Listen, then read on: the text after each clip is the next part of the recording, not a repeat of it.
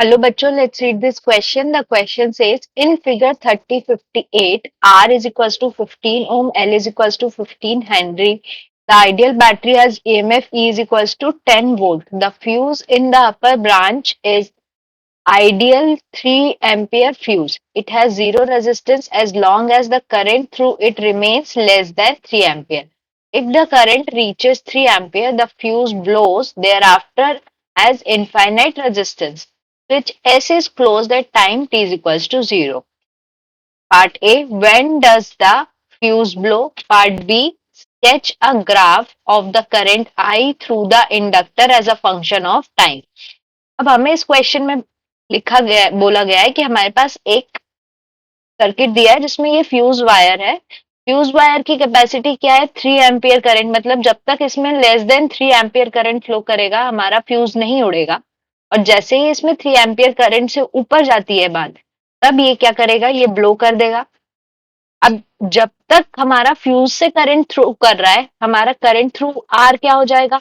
0 हो जाएगा।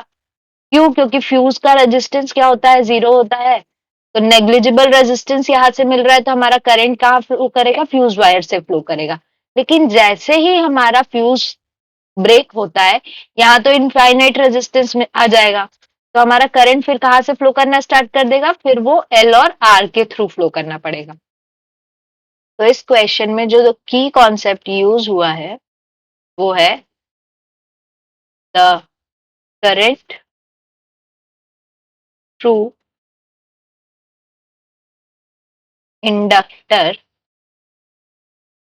Fuse loop is given by E is equal E minus L di by dt equals to 0। यहाँ पे हमने क्या यूज किया है? केवीएल यूज किया है। इसमें लूप होगा हमारा क्या? इंडक्टर और फ्यूज वाला। And when fuse blows current flow through current flow through inductor resistor circuit, और उसकी क्या वैल्यू हो जाएगी हमारी? E minus L D I by D T minus I R is equals to 0। ये हो जाएगा। तो अब सबसे पहले हम क्या निकालेंगे? Let at T is equals to T not the fuse blows. तो इस केस में हमारा करंट कितना हो जाएगा? 3 एम्पियर हो जाएगा। तो हम क्या लिख सकते हैं? E minus L D I by D T is equals to 0। और D I by D T कितना हो गया हमारा? This is equals to E by L. तो इससे हम क्या लिख सकते हैं? I is equals to E by L multiplied by time T. अब हमारा आई कितना है? जब 3 एम्पियर है तो हमने टाइम कितना लिया है? E T not divided by L. अब यहाँ पे वैल्यूज पुट करेंगे, 10 multiplied by T not divided by L की वैल्यू कितनी दी है हमें? 15 दी है। तो इससे हमारा टी नॉट की वैल्यू क्या आ गई? T not is 15 multiplied by 3 divided by 10 यानी 4.5 सेकेंड्स। इससे ये पता चलता है कि 4.5 सेकेंड पे हमारा जो इंडक्टर है वो क्या करेगा? ब्लो करेगा। सॉरी, फ्यूज ब्लो करेगा। अब हम क्या कैलकुलेट करेंगे? अब हमें सेकेंड पार्ट में बोला गया है कि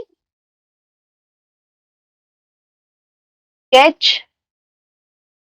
the graph between L and current in L, current in inductor and time। तो देखिए, जब फर्स्ट केस था तो हमारा करंट क्या फ्लो कर रहा था?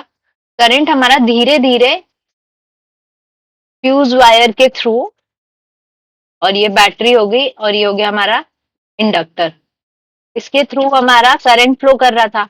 तो ये करंट हमारा बिल्ड करेगा, क्योंकि इंडक्टर में करंट क्या होता है हमारा, इंक्रीज होते जाता है।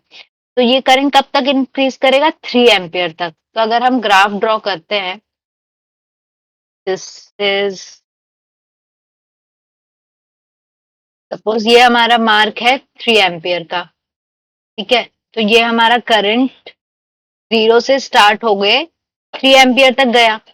जैसे ही ये 3 एम्पियर पे जिस पॉइंट पे पहुंचा, ये टाइम क्या था हमारा, 4.5 सेकेंड। इस पॉइंट पे आने के बाद हमारा करंट क्या हो गया, लूप कैसे कन्वर्ट हो गया, तो फ्यूज तो उड़ गया। अब करंट किसके थ्रू कर रहा है, रेजिस्टेंस, एक बैटरी और इंडक्टर के थ्रू हमारा करंट फ्लो कर रहा है।